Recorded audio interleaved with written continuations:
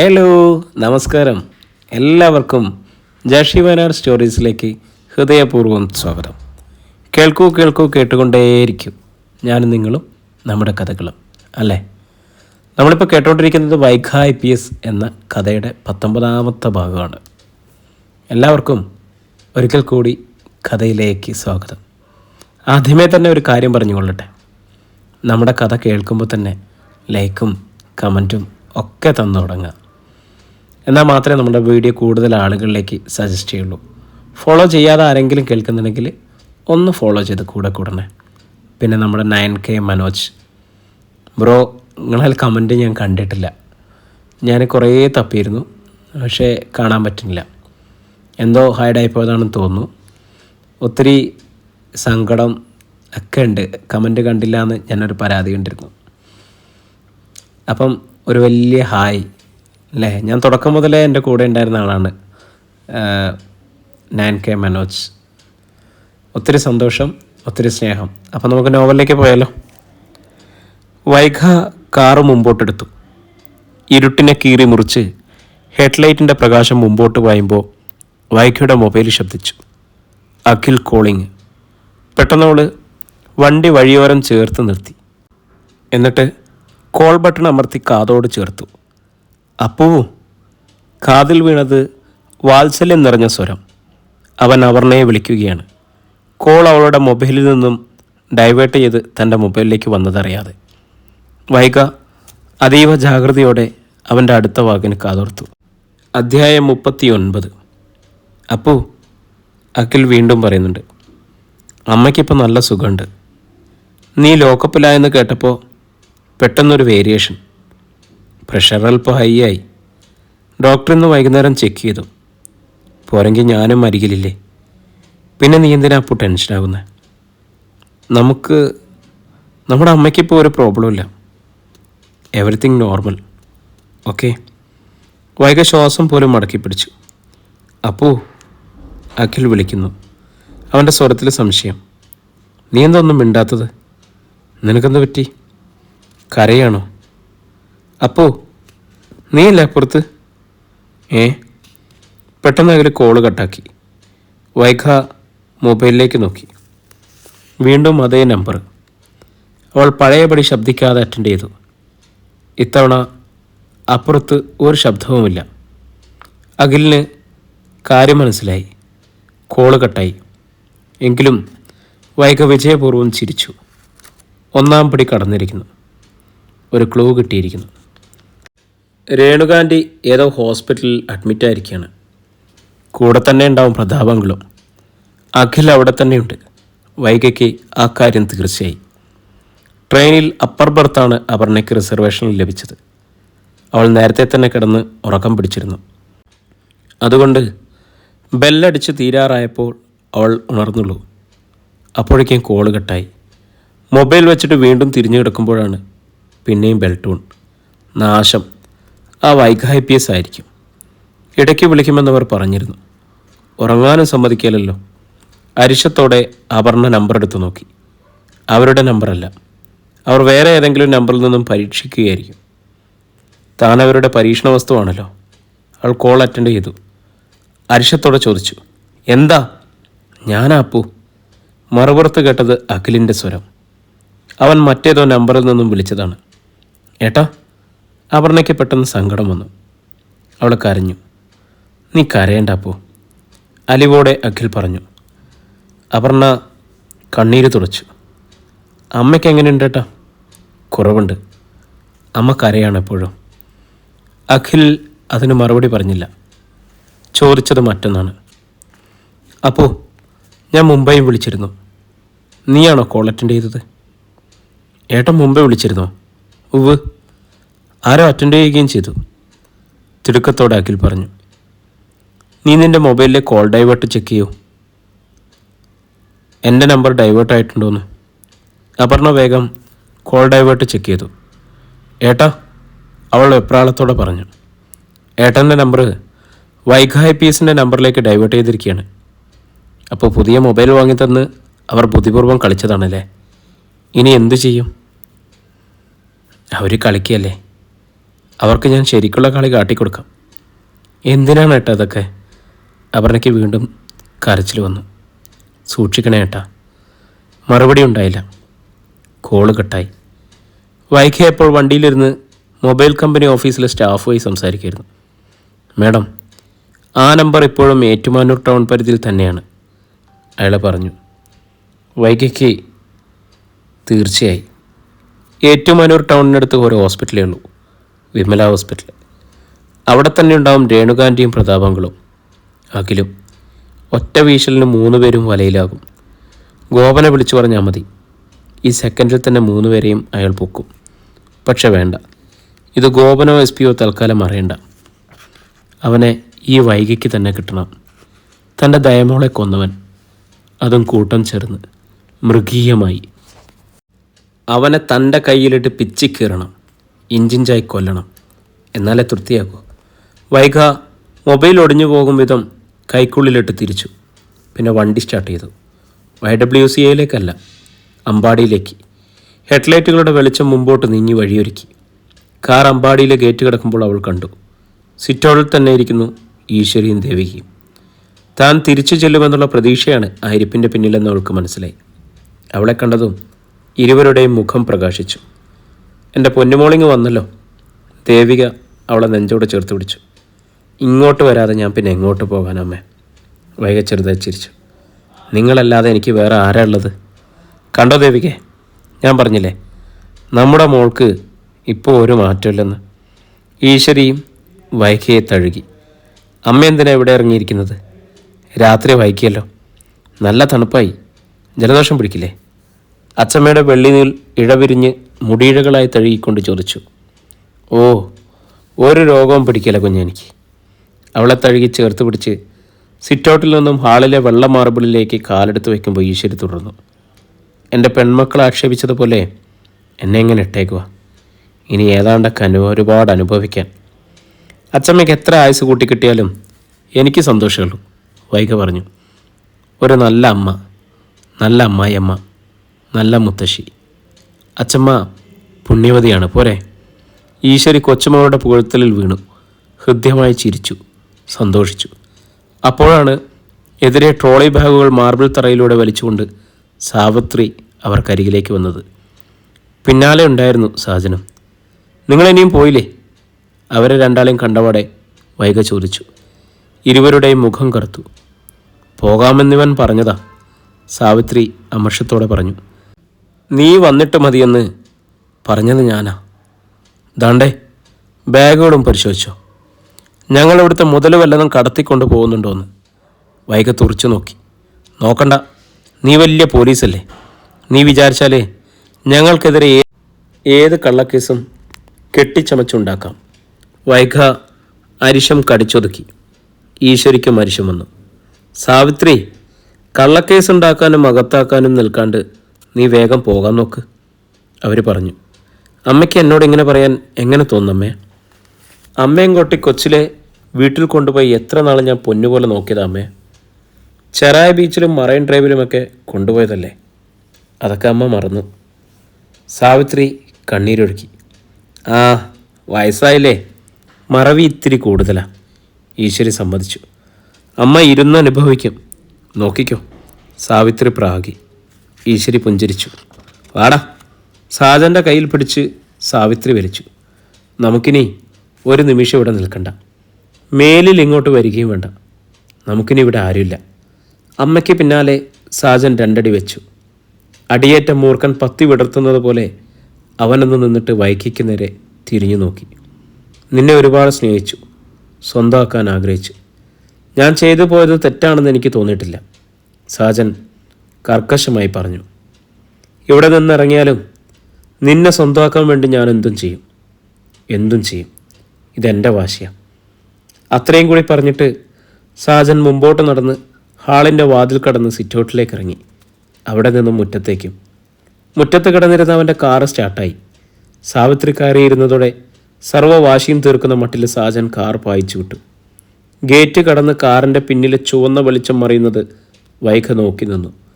ദീർഘമായ ഒരു നിശ്വാസത്തോടെ വൈക തിരിഞ്ഞു നോക്കുമ്പോൾ പിന്നിൽ നിൽക്കുന്നു സതി. കൂടെ മക്കളായ സിമിയും നിമിയുമുണ്ട്. മൂവരും യാത്രാവേശത്തിലാണ്. കയ്യിൽ ലഗേജുകളുമുണ്ട്. നിങ്ങളും ഈ രാത്രി തന്നെ ഇറങ്ങുകയാണോ? വൈകി ചോദിച്ചു. സാവി ചേച്ചിയും സാജനും പോകുന്നതിന് മുമ്പ് പടിയിറങ്ങണമെന്ന് കരുതിയതാ മോളെ. സതി വിങ്ങിപ്പൊട്ടിക്കരഞ്ഞു. പക്ഷേ എങ്ങോട്ട് പോകണമെന്നറിയില്ല. കയ്യിൽ കാൽക്കാശില്ലേ? സതിയോടൊപ്പം നിമിയും സിമിയും കരഞ്ഞു. പോകാൻ അവർക്കിരുവർക്കും തീരെ താല്പര്യമില്ല. പക്ഷെ പോകാതെ പറ്റില്ലല്ലോ. വൈക അവരെ മൂവരെയും അലിവോടെ നോക്കിയിട്ട് ഈശ്വരിക്ക് നേരെ തിരിഞ്ഞു. അച്ചമ്മയ്ക്ക് ഇനി ആ 101 പവൻ ആവശ്യമുണ്ടോ? അവൾ ചോദിച്ചു. എനിക്കെന്തിനാ മോളെ ഇനി പവനും പണവിടയും? ഈശ്വരിക്ക് കണ്ണുകൾ തുളുമ്പി. ഞാനത് സൂക്ഷിച്ചത് എൻ്റെ സത്യൻ്റെ 3 മക്കൾക്ക് വേണ്ടിയല്ലേ? 3 പേരിൽ ഇനി ഞാനല്ലേ ശേഷിച്ചിട്ടുള്ളൂ? വൈക ചോദിച്ചു. എനിക്ക് വേണ്ടി അച്ചമ്മ അതിന് സൂക്ഷിക്കണ്ട. ഉള്ള സ്വർണം പോലും ഞാൻ ഉപയോഗിക്കാറില്ല.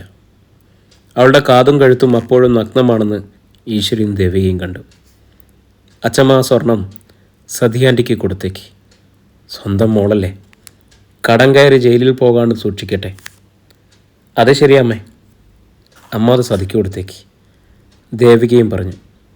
ഈശ്വരി ഇരുവരെയും നോക്കി. എന്നിട്ട് സതിയോട് പറഞ്ഞു, കണ്ടോടി, നീ ഇത്രയേറെ ദ്രോഹിച്ചിട്ടും ഇവർക്ക് നിന്നോടുള്ള അലിവ്. സതിയുടെ മുഖം കുരിച്ച് അങ്ങനെ നിന്നതേയുള്ളൂ. ഈശ്വരി സ്വന്തം മുറിക്കുള്ളിലേക്ക് കയറി തൻ്റെ ഷെൽഫിൻ്റെ ഉള്ളറയിൽ അതീവ ഭദ്രതയോടെ പൂട്ടിവെച്ചിരുന്ന ആ ആമാടപ്പെട്ടി എടുത്തു. പെട്ടിയോടെ അത് സതിക്ക് നൽകി. സതിയുടെ മിഴികളിൽ ആർത്തി പെരുകി. അവളത് നെഞ്ചോട് ചേർത്ത് പിടിച്ചു.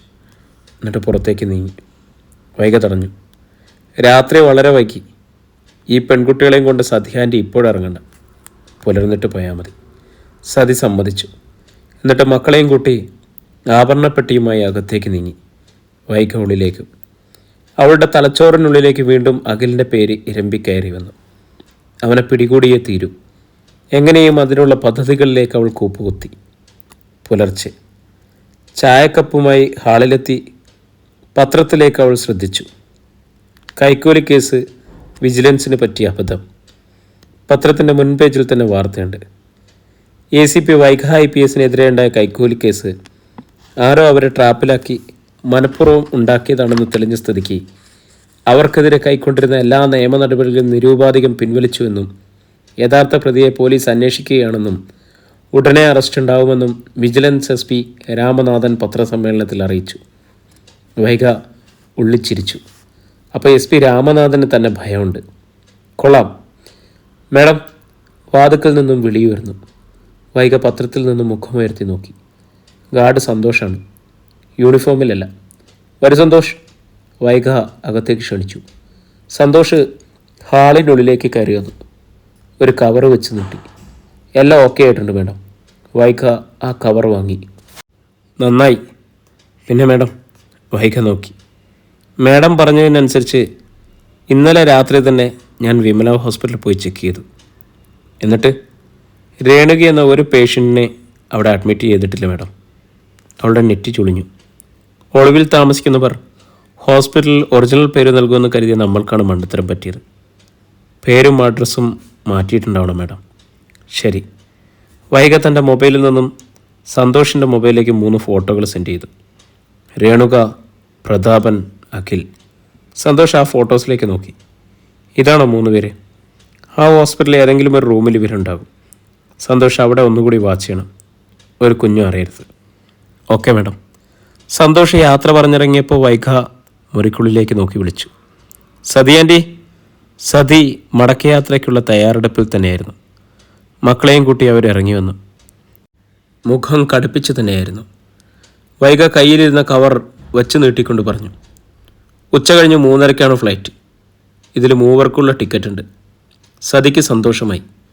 വൈഗ ഒരു ചെക്ക് ലീഫ് കൂടി സതിയുടെ കയ്യിൽ വെച്ച് കൊടുത്തു. ഇതിൽ 5 ലക്ഷം രൂപ ഞാൻ എഴുതിയിട്ടുണ്ട്.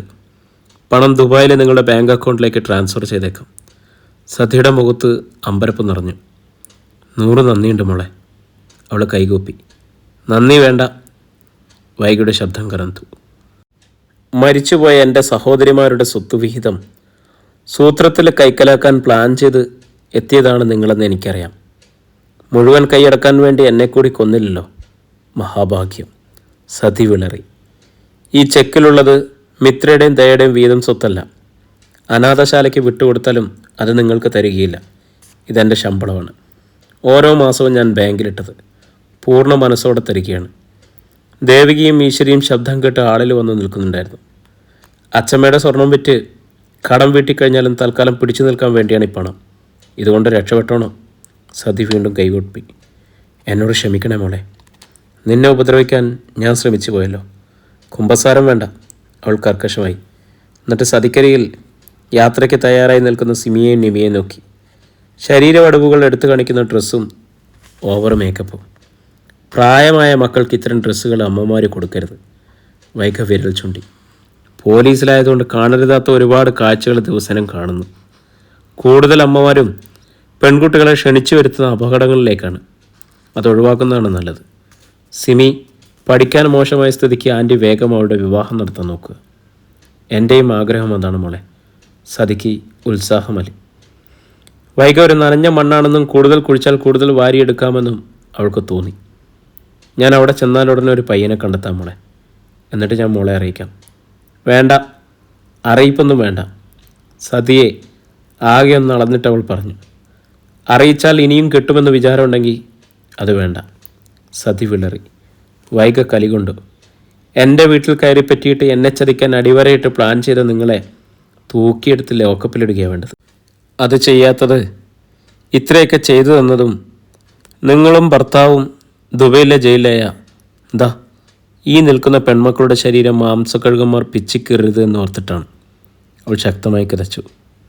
ഇന്നലെ രാത്രിയും ചേട്ടത്തെയും മകനും പോയത് കണ്ടല്ലോ. അതുപോലെ പോയിക്കോണം. അമ്പാടി എന്ന ഈ വീടിൻ്റെ പടി മേലാൽ കയറാമെന്ന് വിചാരിക്കണ്ട. അപ്പോൾ നീ എന്നെ പടിയടച്ച് പിണ്ടം വെച്ചതാണ് അല്ലേടി? സതിയുടെ മുഖം ചുവന്നു. കണ്ണുകൾ കത്തി. മോളുടെ സ്ഥാനത്ത് നീയും എടിയുമായി. അതെ, എന്താ സംശയം? വൈക വിട്ടില്ല. നീ ഗുണം പിടിക്കലടി. ഒരു കാലത്തും ഗുണം പിടിക്കല. നിന്റെ കല്യാണം ഒരിക്കലും നടക്കല. നീ ഇങ്ങനെ നിന്ന് നിന്ന് മൂത്ത് നരയ്ക്കുള്ളൂ. സതി തലയിൽ കൈവച്ച് പ്രാഗി. എടി, ദേവിക സതിയുടെ കയ്യിൽ കടന്നു പിടിച്ചു. എൻ്റെ കുഞ്ഞ് തന്നതൊക്കെ മേടിച്ചിട്ട് അവളെ പ്രാകുന്നോ? ഇറങ്ങടി, ഇറങ്ങിപ്പോടി. മേലാൽ ഇങ്ങോട്ട് കയറണ്ട. ഇതവളല്ല പറയുന്നത്, ദേവികയാ, ദേവിക. സതി ചീറിക്കൊണ്ട് ലഗേജുകളുമായി പുറത്തേക്കിറങ്ങി. കൂടെ സിമിയും നിമിയും. അവൾ ചങ്കത്തലച്ചു. എൻ്റെ അമ്മയും കൂടി കൂട്ടു നിൽക്കുകയാണല്ലോ എന്നെ ഇറക്കിവിടാൻ. അണക്കമറ്റ് നിൽക്കുന്ന ഈശ്വരിയെ നോക്കി സതി വീണ്ടും ചങ്കത്തലച്ചു. ഈ കുടുംബത്തിൽ ഇതൊന്നല്ല വരാൻ പോണത്. വെള്ളിടി വിട്ടു നോക്കിക്കോ. നെഞ്ചത്തലച്ചുകൊണ്ട് സതിയാ പറയുന്നത്. സതി മക്കളെയും കൂട്ടി ഗേറ്റിങ്കിലേക്ക് പാഞ്ഞു. ഈശ്വരി പിറുപിറുത്തു. ഇത്തരം ഒന്നിനെ ഞാൻ പെറ്റുപോയല്ലോ. സാരമില്ല അച്ചമ്മേ, വിട്ടുകളെ. വൈക ഈശ്വരിയെ ചേർത്ത് പിടിച്ചു. അവരുടെ ചുളിഞ്ഞ മിഴിയോരത്ത് തങ്ങി നിന്ന ഒരു തുള്ളി കണ്ണുനീര് വിരൽ തുമ്പാൽ തുടച്ചു കളയുകയും ചെയ്തു. കളകളും കൊളയട്ടകളും പോട്ടെ, ദേവികയും പറഞ്ഞു. വൈക ഊറിച്ചിരിച്ചു. ഇതായിരുന്നല്ലേ ഇവിടെ നിന്നിറങ്ങുമ്പോൾ തൻ്റെ ലക്ഷ്യവും. ഒരു ടാക്സിയിലാണ് സതിയും മക്കളും കയറിയത്. ടൗൺ വിട്ട് ടാക്സി നീങ്ങുമ്പോൾ ഒരു ടവേരക്കാർ ആ ടാക്സിയെ വിലങ്ങു വന്നു നിന്നു. സതി നടുക്കത്തോടെ കണ്ടു. അതിൽ നിന്നിറങ്ങുന്ന ജഗൻ. ടാക്സിയുടെ വിൻഡോക്കരികിലെത്തി അകത്തേക്ക് നോക്കിക്കൊണ്ട് ജഗൻ ഒരു ചെറുചിരിയോടെ പറഞ്ഞു. ആ പെട്ടി എനിക്കുള്ളതാണ് ആൻറ്റി. പെട്ടിയോ? സതി അമ്പരന്നു. അതെ, 101 പവനിട്ട ആ പെട്ടി. അതെനിക്ക് വേണം. അതിനാണ് ഞാൻ കാത്തു നിന്നത്. സതി ശ്വാസം നിലച്ചതുപോലെ ഇരുന്നു പോയി. അധ്യായം 40. അതിങ്ങ് തന്നേക്കാൻറ്റി. വിൻഡോവിലൂടെ വലതുകരം അകത്തേക്ക് നീട്ടിക്കൊണ്ട് സൗഹൃദത്തിൻ്റെ തുറന്ന ചിരിയോടെ ജഗൻ വീണ്ടും പറഞ്ഞു. എൻ്റെ കയ്യിൽ പെട്ടിയൊന്നുമില്ല ജഗൻ. എന്താണീ പറയുന്നത്? ഞങ്ങൾ മടക്കയാത്രയില്ല. സതി പെട്ടെന്ന് സമനില വീണ്ടെടുത്തുകൊണ്ട് പറഞ്ഞു.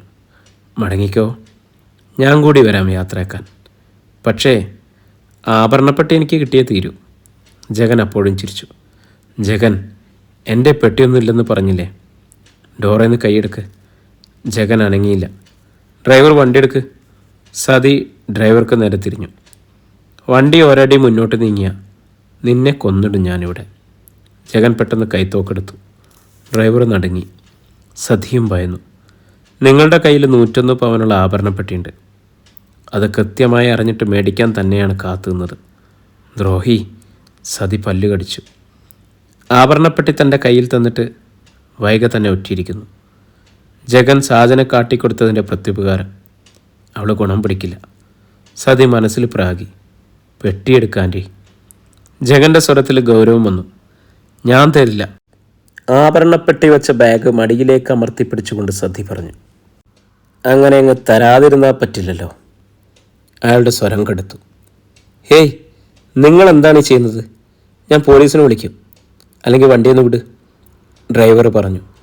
മിണ്ടാതിരിക്കട പന്നി. ജഗൻ തോക്ക് അയാളുടെ തലയ്ക്ക് നേർക്ക് നീട്ടിപ്പിടിച്ചു. അയാൾ വിറങ്ങലിച്ചിരുന്നു. വഴിയോരത്ത് നിർത്തിയ കാറിനരികിൽ നിന്നും അതിനുള്ളവരോട് സൗഹൃദം പറയുന്ന മട്ടിലായിരുന്നു ജഗൻ്റെ നിൽപ്പ്. അതുകൊണ്ട് റോഡിലൂടെ പോകുന്ന മറ്റാർക്കും സംശയം പോലും തോന്നിയില്ല. അമ്മേ, അതങ്ങ് കൊടുക്കമ്മേ, നിമി ഭയത്തോടെ പറഞ്ഞു. ജഗൻ്റെ കണ്ണുകൾ നിമിയിലും സിമിയിലും വീണു. 2 സുന്ദരി കുട്ടികൾ. അവർ ധരിച്ചിരിക്കുന്ന സ്ട്രെച്ചബിൾ ടോപ്പിൻ്റെ വടിവുകളിലേക്ക് ജഗൻ്റെ മിഴികൾ ആർത്തിയോടെ നീണ്ടു. അയാൾ ഡോർ ലോക്കെടുത്ത് വേഗം അകത്തേക്ക് കയറാൻ ശ്രമിച്ചതോടെ സതിയും മക്കളും വിരണ്ടുപോയി. അമ്മയുടെ മടിയിലിരിക്കുന്ന ബാഗ് സിമി വേഗം കടന്നെടുത്തു. അതവൾ ഊക്കോടെ പുറത്തേക്കെറിഞ്ഞു. ദാ പെട്ടി, ചെന്നെടുക്ക്. അങ്ങനെ പറഞ്ഞിട്ടവൾ അയാളെ ശക്തമായി തട്ടിമാറ്റി. ഡോറ് വലിച്ചടച്ചു. കിട്ടിയ തക്കത്തിന് ഡ്രൈവർ വണ്ടി വിട്ടു. ജഗൻ മന്ദഹസിച്ചു. തൻ്റെ പണിയേറ്റു. പെങ്കൊച്ചുങ്ങൾ വിരണ്ടുപോയിരിക്കുന്നു. അതോടെ പെട്ടിയും കിട്ടി. അയാൾ ബാഗെടുത്ത് അതിൽ ഉമ്മ വെച്ചു. നശിക്കാനുണ്ടായ സന്തതി, നാശം പിടിച്ചതേ. സതി വണ്ടിക്കുള്ളിലിരുന്ന സിമിയെ തല്ലി. അത് മുഴുവൻ നീ അവന് കൊടുത്തല്ലടി. ഈ അമ്മയ്ക്ക് ഇതെന്നാ ഭ്രാന്ത? നിമിക്ക് അരിശം വന്നു. അയാൾ ഞങ്ങളെ പിടിക്കാൻ വന്നത് അമ്മ കണ്ടില്ലേ? ഓ, പിടിക്കാൻ വന്നു. സതി നെഞ്ചിൽ തല്ലി. എൻ്റെ ഈശ്വര, ഇനിയിപ്പോൾ ഞാൻ എന്നാ ചെയ്യും? ആരോടാ ചോദിക്കുന്നത്? നിൻ്റെ അച്ഛൻ ജയിലിൽ പോവുകയുള്ളൂടി. ഇനി അല്ലാണ്ട് ഒരു വഴിയില്ല എൻ്റെ ദൈവമേ. സതി വണ്ടിക്കുള്ളിലിരുന്ന് കരച്ചിൽ തന്നെ. ഡ്രൈവർ വണ്ടി കുറച്ചകലെ കൊണ്ടുവന്ന് നിർത്തിയിട്ട് ചാടിയിറങ്ങി. പിന്നിലെ ഡോറ് വലിച്ചു തുറന്നു. തള്ളയും മക്കളും ഇങ്ങോട്ട് ഇറങ്ങിക്കേ. അതെന്നാത്തിനാ? നിന്നെപ്പോലുള്ളവരെ കാറ് കയറ്റിയാലേ കാറും കാണുകയില്ല, ജീവനും കിട്ടുകയില്ല. തോക്കും കുന്തമായിട്ട് ഇനി ആരാ എവിടുന്ന ചാടി വീഴുന്നതെന്ന് ആർക്കറിയാം? എനിക്കും ജീവിക്കണം. 2 കുഞ്ഞു പിള്ളേരുള്ളതാ. അയാൾ ശബ്ദമുയർത്തി. ഇങ്ങോട്ടിറങ്ങുന്നോ അതോ ഞാൻ പിടിച്ചിറക്കണോ?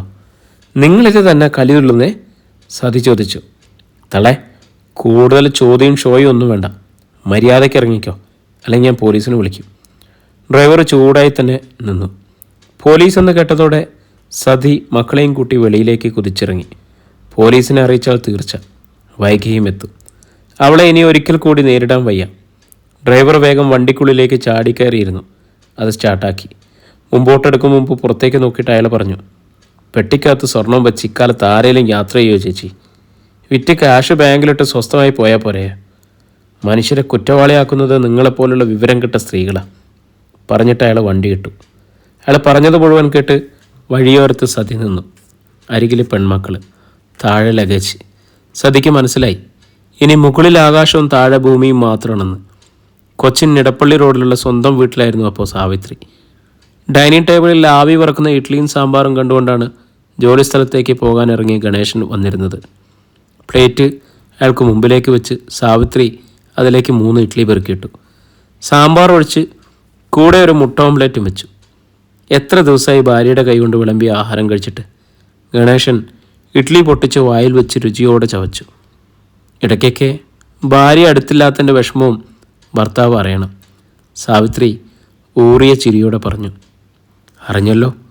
ഗണേശൻ വിട്ടില്ല. ചില നല്ല കാര്യങ്ങൾ നടക്കുമല്ലോ എന്ന് കരുതിയിട്ടാ എല്ലാറ്റിനും സമ്മതിച്ചത്. ഒടുവിലൊക്കെ പൊളിഞ്ഞില്ലേ? വെറും കൈയോടെ പടിയിറങ്ങേണ്ടിയും വന്നു. വെറും കൈയോടെ പടിയിറങ്ങിയെന്ന് മാത്രമല്ല, സംസാരം കേട്ട് സജിനി അങ്ങോട്ട് വന്നു. അപകടത്തിൽപ്പെട്ട ഭർത്താവ് അനൂപിനെയും കുട്ടി ഹോസ്പിറ്റലിൽ നിന്നും സജിനി ഇടപ്പള്ളിയിലേക്കാണ് വന്നത്. അനൂപിനിപ്പോൾ കട്ടിച്ചെണീക്കാം. നടക്കാൻ കുറച്ച് നാൾ കൂടി കഴിയണം. അയാൾക്കുള്ള ആഹാരം റൂമിലേക്ക് എടുക്കാമെന്നതാണ് സജിനി. ഇച്ഛാഭംഗത്തോടെയും വെറുപ്പോടെയും അവൾ പൂർത്തിയാക്കി. അമ്മ വീടാന്ന് പറഞ്ഞിനി അമ്പാടിയിലേക്ക് ഇനി നമുക്കാർക്കും പടി കയറി ചെല്ലേണ്ട. വിലക്ക് വീണില്ലേ? ഇനിയിപ്പോൾ ACPയുടെ ഭരണമല്ല അവിടെ. കൂടപ്പുറപ്പുകൾ ചത്തു തുലഞ്ഞത് അവൾക്കൊരു ലോട്ടറി അടിച്ചതുപോലെയായി. ഗണേശൻ പറഞ്ഞു. സാവിത്രിയുടെ മുഖം കടുത്തു.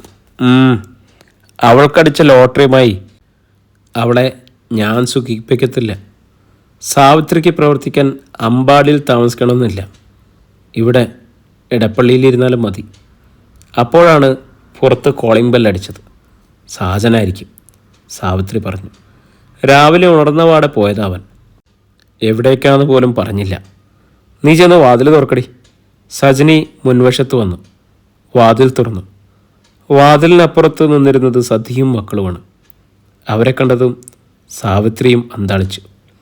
നിങ്ങൾ എയർപോർട്ടിലേക്ക് പോകുകയെന്ന് പറഞ്ഞിട്ട് അവർ ചോദിച്ചു. ചേച്ചി, ആർത്തലച്ചുകൊണ്ട് സതി ഉള്ളിലേക്ക് പാഞ്ഞു വന്ന് സാവിത്രിയെ കെട്ടിപ്പിടിച്ചു. എന്നതാടി? എടി എന്നാന്ന്? നീ കാര്യം പറയും സതി, മനുഷ്യരെ പേടിപ്പിക്കാതെ. എല്ലാം തൊലഞ്ഞു ചേച്ചി. ഞാനും എൻ്റെ ഈ കുഞ്ഞുങ്ങളും വിഷം മേടിച്ച് കഴിക്കും. അങ്ങനെ വിഷം കഴിച്ച് ചത്താൽ കുഴിച്ചിടാൻ ഒരിഞ്ച് മണ്ണ് പോലും ഇല്ലാണ്ട് ഗതികെട്ടവരായിപ്പോയി ചേച്ചി. സതി വീങ്ങിപ്പൊട്ടി. സതി, നീ കാര്യം പറയും. അമ്പാടിയിൽ നിന്ന് ഞങ്ങളെ പടിയടച്ച് പിണ്ടം വെച്ചു. ഓ, പിണ്ടം വെച്ചാലെന്താ? 101 പവൻ കിട്ടിയില്ലേ? സാവിത്രിയുടെ സ്വരം കെടുത്തു. അതോടെ സതി നെഞ്ചിൽ തല്ലി കരഞ്ഞു. അത് തന്നവള് തന്നെ പിടിച്ചു പറിച്ചുകൊണ്ട് പോയി ചേച്ചി. ആര്? വൈകിയോ? പിന്നില്ലാതാര്? അതങ്ങനെ. അപ്പോഴാണ് ഗേറ്റിങ്കിൽ കാറിൻ്റെ ഹോണടി. അമ്മേ, ആ ടാക്സിക്കാരൻ വിളിക്കുന്നുണ്ട്, സിമി പറഞ്ഞു. ആ ടാക്സി ചാർജ് കൊടുക്ക്, നമ്മുടെ ലഗേജ് എടുക്കണ്ടേ? നിമിയും പറഞ്ഞു. ചേച്ചി, സതി സാവിത്രിയുടെ കൈകൾ കൂട്ടിപ്പിടിച്ചു. വൈക തന്ന 5 ലക്ഷത്തിൻ്റെ ചെക്കും വൈക അറിയാതെ പണമായി ദേവികയും ഈശ്വരിയും കൂടി കൊടുത്ത 50,000 രൂപയൊക്കെ മറച്ചു വെച്ച് സതി കരഞ്ഞു. എൻ്റെ കയ്യിൽ 10 നയാ പൈസ പോലും ഇല്ല ചേച്ചി, ആ ടാക്സിക്കാരനെ പറഞ്ഞു വിടണേ. സാവിത്രിക്ക് മനസ്സിലായി. അനിയത്തി ശരിക്കും ഒരു ബാധയായി തന്നെ പിന്തുടർന്നു വന്നിരിക്കുകയായിരുന്നു. സാജൻ കോട്ടയം മെഡിക്കൽ കോളേജിൻ്റെ മുമ്പിൽ കാറ് നിർത്തി ഇറങ്ങുകയായിരുന്നു. അപ്പോഴാണ് മൊബൈൽ അടിച്ചത്. സതിയുടെ നമ്പറാണ് ഇതിൽ കണ്ടത്. Hello aunty, നെടുമ്പാശ്ശേരിയിലെത്തിയോ? സാജൻ ചോദിച്ചു. ഇല്ലടാ മോനെ, ആൻറ്റി എടപ്പള്ളിയിൽ നമ്മുടെ വീട്ടിൽ നിന്നാണ് വിളിക്കുന്നത്. എയർപോർട്ടിലേക്കുള്ള വഴി കയറിയതാണല്ലേ? കഷ്ടം, ഞാനവിടെ ഇല്ലാണ്ട് പോയല്ലോ. സാരമില്ല മോനെ, മോൻ സാവകാശം വന്നാൽ മതി, ആൻറ്റി ഇവിടെ ഉണ്ടാവും. അപ്പോൾ ദുബായ്ക്കിന്ന് പോകണ്ടേ? മറുപടി ഒറ്റ കരച്ചിലായിരുന്നു. സാജൻ അമ്പരന്നു. എന്താ ആൻറ്റി, എന്തുണ്ടായി? അമ്പാടിയിൽ നിന്ന് എന്നെയും മക്കളെയും ആ IPS ചവിട്ടി പുറത്താക്കി. അതും സഹിക്കാം മോനെ. പക്ഷേ എന്താ ആൻറ്റി? കടം വെട്ടിക്കോന്ന് പറഞ്ഞ് അവളെ മഹാമനസ്കത കാട്ടി അമ്മയുടെ ആഭരണപ്പെട്ടി എനിക്ക് മേടിച്ചു തന്നു. അതുമായിട്ടാണ് ഞാൻ പോകുന്നത്. കൊച്ചിയിൽ വന്ന് നിന്നെയും കൂട്ടി ഏതെങ്കിലും ചില്ലറിക്കടക്കാരെയൊക്കെ വിറ്റ് കാശാക്കാമെന്ന് കരുതി. അല്ലാണ്ട് സ്വർണ്ണമായിട്ട് കൊണ്ടുപോകാൻ പറ്റില്ലല്ലോ. എന്നിട്ട് അവളാ നശിച്ചവൾ തന്നെ എന്നെ ഒറ്റി. അതും പോരാത്തതിനാ പണ്ടാരക്കാലം ജഗനോട്. ജഗനോ? അതേടാ, ഞങ്ങൾ പോകുന്ന ടാക്സി തടഞ്ഞു നിർത്തിയിട്ട് അവൻ ആ പെട്ടിയോടെ പിടിച്ചു പറിച്ചു കൊണ്ടുപോയി. സതി ഉറക്കെ കരഞ്ഞു. സാജൻ തരിച്ചു നിന്നു. ജഗനോട് ആ കാര്യം പറഞ്ഞത് വൈകിയല്ല, അബദ്ധവശാൽ താനാണ്. ഇന്നലെ രാത്രിയിൽ യാത്ര പറയാൻ സതിയാൻറ്റി വിളിച്ചിരുന്നു. ആഭരണങ്ങൾ കിട്ടിയ കാര്യവും സതിയാൻറ്റി പറഞ്ഞു. അതിനുശേഷമാണ് ജഗൻ വിളിച്ചത്, അവൻ മുംബൈക്ക് കടക്കുകയാണെന്ന് പറയാൻ. നിനക്ക് കാശായി, ഇനി അങ്ങ് രക്ഷപ്പെട്ടാൽ മതിയല്ലോ. താൻ കലി കൊണ്ടു. പക്ഷെ നീ ഞങ്ങളെ ഒറ്റി. അതുകൊണ്ട് അവൾ ഞങ്ങളെ അടിച്ചിറക്കി. ഇനി ആ പടി ചവിട്ടാമെന്നോ അവളെ എനിക്ക് കിട്ടുമെന്നോ കരുതണ്ട. സതിയാൻറ്റിക്ക് ആഭരണപ്പെട്ടിയെങ്കിലും കിട്ടി. ഞാനും അമ്മയും പട്ടി ചന്തയ്ക്ക് പോയതുപോലെ എല്ലാം നീ കാരണം. കൂട്ടത്തിൽ നിന്നിട്ട് നീ ഞങ്ങളെ ചതിച്ചു. ജഗൻ ഉറക്കെ ചിരിച്ചതേ ഉള്ളൂ. തൻ്റെ വായിൽ നിന്നും ആഭരണപ്പെട്ടിയെക്കുറിച്ച് വീണ ആ ഒരു വാക്ക് ജഗന് ചാകരയായി. പക്ഷേ പഴി താനെ ഏറ്റെടുക്കണ്ട. തൽക്കാലം വൈകിക്ക് തന്നെ ഇരിക്കട്ടെ ആ പഴി. അല്ല, ഞാനിത്ര വലിയ കാര്യം പറഞ്ഞിട്ട് നീ എന്താ മോനൊന്നും മിണ്ടാത്തത്? സതിയുടെ ചോദ്യം കാതിലടച്ചു. ആൻറ്റിക്ക് അവനെ പോലീസിന് കാട്ടിക്കൊടുക്കായിരുന്നില്ലേ? കൊള്ളാം. ആഭരണപ്പെട്ടിയുടെ കാര്യം പറഞ്ഞ് പോലീസിന് വിളിച്ചാൽ അവൻ്റെ കൂടെ തന്നെ നമ്മളും അകത്തു പോകും. വൈകി ക്ഷമിച്ചതുപോലെ മറ്റു പോലീസുകാർ ക്ഷമിക്കോടാ നമ്മളോട്. അത് ശരിയാണെന്ന് സാജനും അറിയാം. ആൻറ്റി ഇനി എന്തു ചെയ്യും? ദുബായിലോട്ട് ചെന്ന് കടം വീട്ടണ്ടേ? അതിന് ഞാൻ ദുബായിക്ക് പോയിട്ട് വേണ്ടേ? ഞാനിവിടെ ഉണ്ട് മോനെ, നീ വേഗം വാ. എനിക്ക് നിന്നോട് സംസാരിക്കാനുണ്ട്. കോള് കട്ടായി. സാജന് മനസ്സിലായി. സതിയാൻറ്റി എന്ന കുരിശ് അടിയോടെ പിഴുത് തൻ്റെ തലയിലായിരിക്കുന്നു. സാജൻ മെഡിക്കൽ കോളേജിൻ്റെ ഉള്ളിലേക്ക് കയറി ചെന്നു. ഒ പിയിലുണ്ടായിരുന്ന ഡോക്ടർ രശ്മി. സാജനെ കണ്ടതോടെ രശ്മി പുറത്തേക്ക് ഇറങ്ങി വന്നു. കാർത്തികിനെ കൂടി ഒന്ന് കൊടുക്കണം. സാജനുമായി അതേക്കുറിച്ച് ആലോചിക്കാൻ രശ്മി വിളിച്ചിട്ട് വന്നതാണവൻ. നമുക്ക് അയാളെയും കൈക്കൂലി കേസിൽ തന്നെ അകപ്പെടുത്തിയാലോ? അവൻ സർക്കാർ എഞ്ചിനീയറല്ലേ? ഏതെങ്കിലും കോൺട്രാക്ടറെ വശത്തപ്പെടുത്തിയ കാര്യം എളുപ്പമാവും. സാജൻ പറഞ്ഞു. നോ. രശ്മി നിഷേധാർത്ഥത്തിൽ തലയാട്ടി. ആ നാണക്കേട് പോരാ. ടി വിയിൽ മുഖം നിറഞ്ഞു നിന്നിട്ടും ആ വൈഗ കണ്ടില്ലേ കൂളായി നടക്കുന്നത്. അതുകൊണ്ട് അതിലും മോശമായ ഒരു കേസിലാകണം അയാൾ നാറേണ്ടത്. നാണം കെട്ട് ഉടുതുണി അഴിഞ്ഞു വീണ മട്ടിലാവണം. രശ്മി പറയുന്നത് പെണ്ണ് കേസ്? അതെ, അതന്നെ. രശ്മി സമ്മതിച്ചുകൊണ്ട് തുറന്നു. അയാളുടെ ഫ്ലാറ്റിലൊരു പെണ്ണ്. കൈയോടെ പിടികൂടുക. ചാനലും പത്രക്കാരും സാക്ഷികൾ. മതി. സാജന് തൃപ്തിയായി. അതിനുശേഷം അവൾ പറയട്ടെ, അവനാണോ ഞാനാണോ യോഗ്യനെന്ന്. രശ്മിയുടെ കണ്ണുകളിലും പക നിറഞ്ഞു നിന്നു. ഒരു മൂന്നാംകിട പെണ്ണിൻ്റെ കഴുത്തിൽ താലി കെട്ടിയാലും എൻ്റെ കഴുത്തിൽ താലി കെട്ടില്ലെന്ന് അയാൾ പറഞ്ഞു. അയാൾക്ക് ഒരു മൂന്നാംകിട പെണ്ണിനെ പോലും കിട്ടരുത്. രശ്മി പകമൂത്ത സർപ്പത്തെ പോലെ ചീറി. പ്രിയരെ, ഇന്ന് നമ്മുടെ കഥ ഇവിടെ തുടരുകയാണ് കേട്ടോ. എല്ലാ ദിവസവും രാത്രി 1 മണിക്ക് ശേഷം നമ്മളൊരു പുതിയ എപ്പിസോഡ് അപ്ലോഡ് ചെയ്തിടുന്നുണ്ട്. ആർക്കെങ്കിലും പെട്ടെന്ന് കേൾക്കണമെന്ന് തോന്നുകയാണെങ്കിൽ മെമ്പർഷിപ്പ് പാക്കേജിൽ കേൾക്കാവുന്നതാണ്. നിർബന്ധമില്ല, ആരെയും നിർബന്ധിക്കുന്നില്ല. ആർക്കെങ്കിലും കേൾക്കണമെങ്കിൽ കേൾക്കാം. എല്ലാവരും ലൈക്ക് ചെയ്യുക, ഫോളോ ചെയ്യാത്തവർ ഫോളോ ചെയ്യുക, കമൻറ്റ് ചെയ്യുക. വീണ്ടും നാളെ കണ്ടുമുട്ടാമെന്നുള്ള പ്രതീക്ഷയിൽ നിങ്ങളുടെ സ്വന്തം ജാഷി വയനാട്.